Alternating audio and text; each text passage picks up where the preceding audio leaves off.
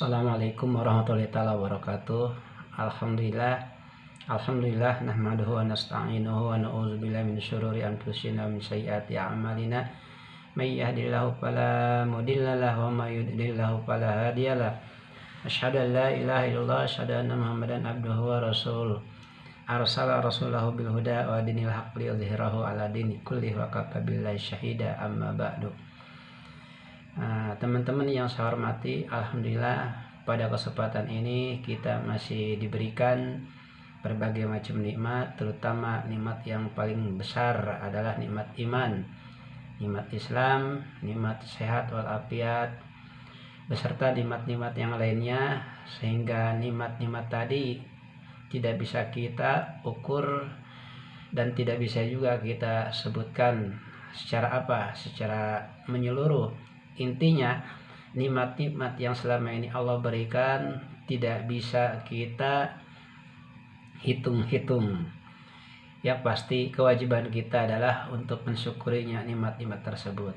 Ketika kita belajar bersyukur dan punya tujuan untuk bersyukur, insya Allah akan berikan, Allah tambahkan lagi nikmat tersebut. Namun bila kita sebaliknya, tentu kita akan menjadi orang yang rugi, karena Allah akan memberikan sanksi, sebuah celaan dan azab. Teman-teman yang saya hormati, tentunya pada kesempatan ini saya akan mencoba nge-live beberapa menit ke depan. Di antaranya akan menjelaskan tentang mengenai tujuan hidup seorang muslim, ya. Jadi kita sebagai sebutlah manusia, manusia pada umumnya,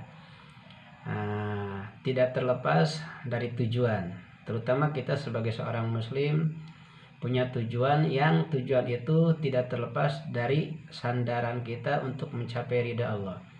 Karena tidak ada lagi tujuan yang paling baik, yang sahih, ketika tujuan kita sudah disandarkan, diukur adalah untuk ridha Allah.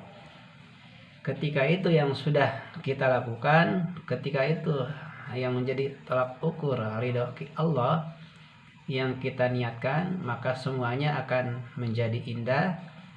Yang susah insya Allah akan jadi mudah. Mudah-mudahan niatkan, apapun yang kita lakukan semata-mata ingin ridhonya Allah. Itulah berdasarkan anjuran agama kita. Kita ingat sebuah hadis, teman-teman, sebagaimana baginda Rasul telah bersabda, innamal a'malu binniyah. Tentunya dari segala sesuatu amal, apapun bentuk amal yang kita lakukan itu tidak terlepas dari niat. Termasuk sahnya amalan kita, diterimanya amalan kita itu tergantung dengan niatnya. Niat yang mana yang akan Allah terima? Niat suatu amalan kita kalau disandarkan untuk ridha Allah, itu maksudnya. Nah, kita kembali kepada aktivitas kita, atau misalkan contoh tujuan kita misalkan masuk ke satu grup. Niat kita untuk apa misalkan? Tentu dasarnya misalkan niat untuk ridha Allah. Nah, di dalamnya ketika kita masuk, di situ berbagai macam hikmah di balik misalkan masuk ke grup. Di antaranya dengan masuk ke satu grup terjadilah silaturahmi. Nah, silaturahmi itu adalah suatu hal yang dianjurkan oleh agama kita. Kemudian dengan masuknya ke satu grup misalkan, nanti banyak misalkan penambahan ilmu terkait ilmu agama, pada khususnya, yang walaupun di dalamnya misalkan banyak penambahan tentang hadis, atau misalkan tentang fikih dan tentang ilmu-ilmu tauhid. Nah, kemudian juga di dalamnya kita bisa bisa saling berbagi informasi terkait info bisnis, atau misalkan untuk hal-hal yang lainnya yang bersifat muamalah, terkait info misalkan jual beli enggak jadi masalah, tidak jadi masalah selama itu memang baik. Nah, terpenting kita berteman dengan siapapun, dan Allah sendiri juga mengatakan dan menganjurkan Bahkan Allah menciptakan kita semua untuk lita'arofu, saling mengenal. Mengenal tentang bahasanya, mengenal tentang apa sifatnya mungkin gitu ya, dan mengenal juga untuk dijadikan perkenalan ini sebagai ajang kebaikan gitu. Artinya sangat rugi sebenarnya ya, bisa kita rasakan ketika kita masuk ke satu grup, kemudian di grup tersebut misalkan sepi banget ya, tidak ada apa, tidak ada komunikasi, tidak saling mengenal gitu. Nah sebenarnya itu masuk ke grup seperti itu, kita tidak menambahkan suatu kebaikan kalau seperti itu. Nah makanya ketika kita masuk ke satu grup, canangkan dulu bahwa kita pertama ingin silaturahmi. Setelah ingin silaturahmi, tidak terlepas kita dalam hidup ya punya tugas-tugas tertentu, bukan hanya sebatas misalkan apa masuk ke grup itu misalkan memperbanyak teman gitu ya, tapi lebih dari itu intinya kita punya kewajiban untuk menyampaikan sepatah kata maupun dua patah kata terkait mengenai ilmu yang kita dapatkan. Karena ketika kita punya suatu ilmu kemudian kita misalkan tidak disampaikan ilmu tersebut, ini akan menjadi salah satu apa sebuah celaan dari Allah. Bahkan baginda sendiri mengatakan ya, baginda Rasul apa bahasanya, sampaikanlah kan gitu, walaupun satu ayat gitu kan, balighu ani walau ayat. Itu salah satu kewajiban kita sebagai seorang muslim. Bahkan ada lagi dalam syairan lain misalkan terkait mengenai apa perintahnya gitu ya, atau qaul ulama, fa'alimun bi ilmihi fa'alimun bi ilmihi lam ya'malan mu'adzabun min qabli ubadil wasan. Seorang alim yang ketika misalkan punya ilmu tidak diamalkan, punya ilmu tidak disebarkan, maka akan dicela oleh Allah, bahkan akan Allah azab. Dan azabnya itu apa sebelum orang-orang yang tidak percaya kepada Allah, sebelum orang-orang non muslim gitunya disiksa, dia sendiri lebih dulu disiksanya. Kan ngeri banget ya kalau kita ingat ke situ. Nah makanya kita punya kewajiban untuk saling berbagi. Kita lihat lagi misalkan satu ayatnya, Allah memberikan bocoran kepada kita. Di antaranya apa? Wal asri, demi masa ya. Innal insana lafi husrin, bahwa sesungguhnya manusia dalam keadaan rugi. Nah, di balik yang rugi ada yang untung. Yang mana yang untung? Nah, illal ladzina amanu, kecuali orang yang beriman. Nah, setelah orang beriman ada lagi gak tahapan berikutnya? Ada. Apa di antaranya? Wa amilus salihati, mengamal yang soleh. Setelah iman, kewajiban kita mengamal yang soleh. Lakukanlah perkara yang soleh dan tinggalkan yang salah.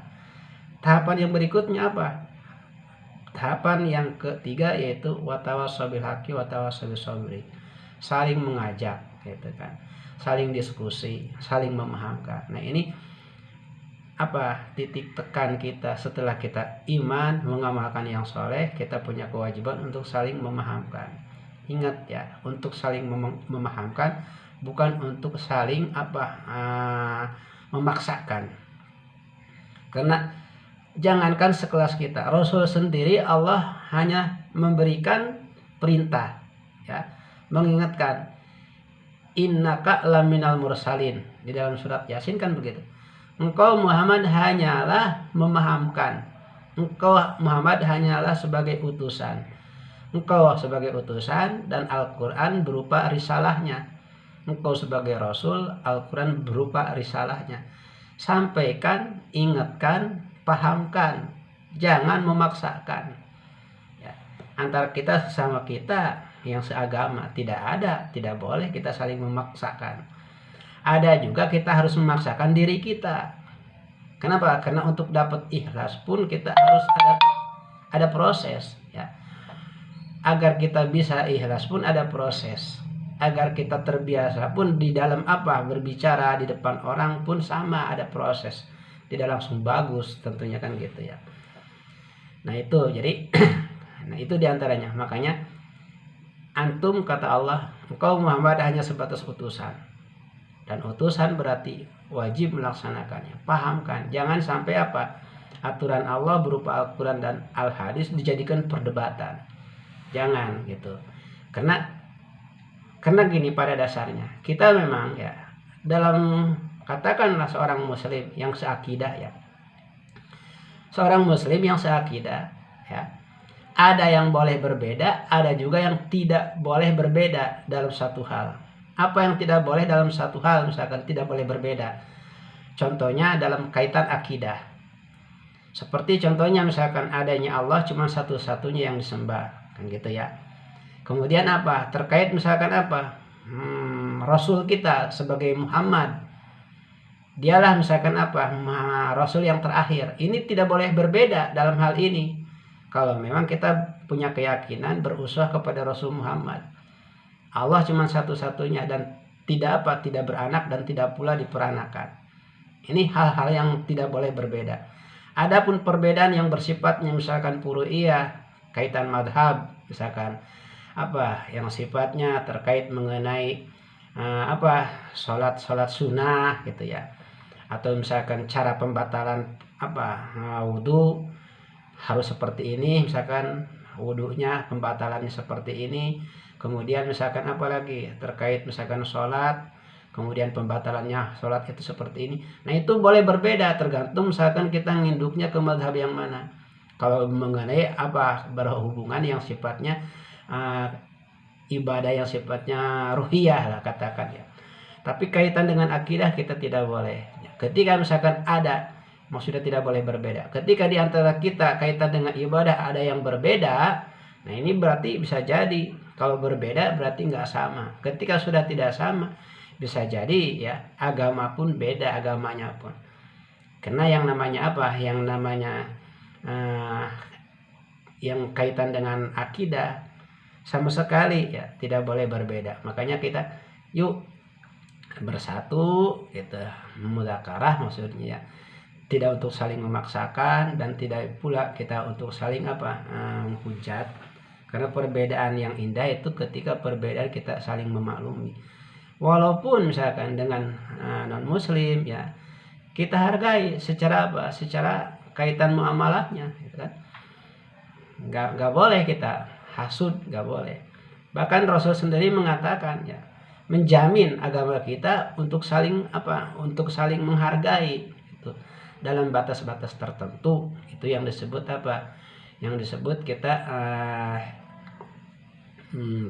saling menghargai lah bahasa ininya ya, gitu.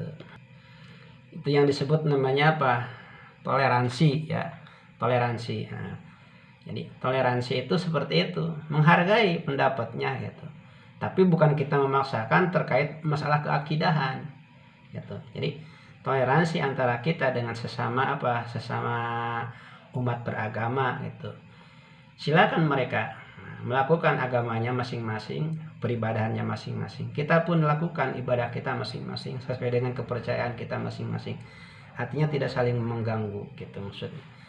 Nah, kemudian itulah yang diajarkan oleh agama kita. Tidak boleh kita menghujat, tidak boleh saling menghina gitu teman-teman. Kembali ya mengenai tujuan dalam hidup itu, kita punya tujuan untuk selalu diskusi gitu ya, dan kita masuk misalkan ke satu grup, baik grup WA misalkan atau grup Telegram atau grup Facebook, kita tidak jauh dari silaturahmi tujuannya untuk memperbanyak teman. Kenapa? Karena dengan silaturahmi akan tambah umur.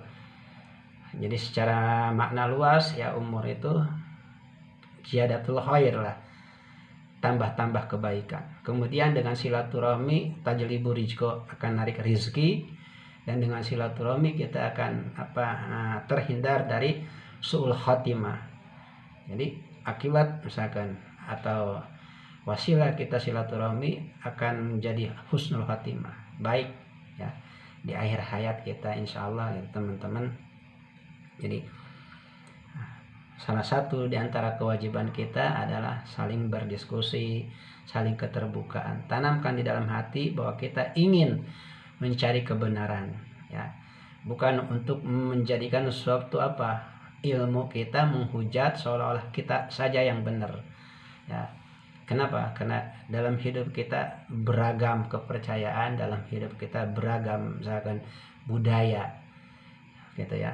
Kita harus menjaga kerukunan, gitu. Sekali lagi, baginda Rasul juga melarang seperti apa? Menghina, mengkhianati, gitu. Jadi kita sebagai seorang muslim, kita harus mampu mencerminkan kemusliman kita. Jangan dengan sikap kita orang lain malah membuat apa? Benci kepada kita, gitu ya. Jangan karena mentang apa? Biasa gini, terjadinya misalkan apa? Terjadinya ruksat agama kita ini akibat ketidakpahaman kita dengan aturan Islam itu sendiri, itu masalahnya. Jadi akhirnya apa? Membuat keruh suasana. Nah, saya sendiri juga jauh ya dari kesempurnaan, belum bisa. Makanya bagi teman-teman yang mau komen ya silahkan, yaitu bagi teman-teman misalkan yang mau komen silahkan. Kalau saya salah luruskanlah saya, gitu. Ketika misalkan ada hal-hal yang tidak sepaham, itu biasa, itu mungkin yang bisa saya sampaikan itu ya teman-teman. Kurang lebihnya saya mohon maaf. Saya akhiri. Assalamualaikum warahmatullahi wabarakatuh. Dadah.